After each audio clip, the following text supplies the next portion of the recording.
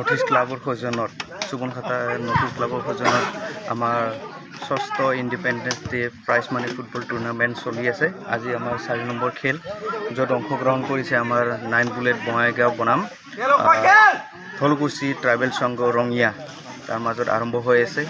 আজি অহাকালি আমাৰ কোৱাৰ্টাৰ ফাইনেল আছে, য'ত আমাৰ অংশগ্ৰহণ কৰিব বজালি FC বনাম গোৱালপাৰা ৰাভাংছং FC, তাত আমাৰ অংশগ্ৰহণ কৰিব।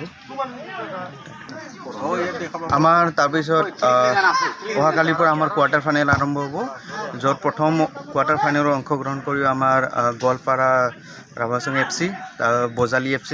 তাৰ আমাৰ কোৱাৰ্টাৰ ফাইনেল মাছা আছে, গোসাইগাঁও গ্লোবেল FC আছে, তাৰপিছত আমাৰ তেনেকুৱা ধৰণৰ বামুদাই আছে গোৱালপাৰা, তেনেকৈ আমাৰ কোৱাৰ্টাৰ ফাইনেল অংশগ্ৰহণ কৰিব। আমি ৰাইজৰ সহযোগিতা আমি 4খন খেলত বহুত অভূতপূৰ্ব পালোঁ। তাৰপিছত আকৌ ভৱিষ্যতে মানে যিকেইটা গেম আছে তাতে আমি ৰাইজৰ সহায় সহযোগিতা পাম বুলি আশা কৰিলোঁ।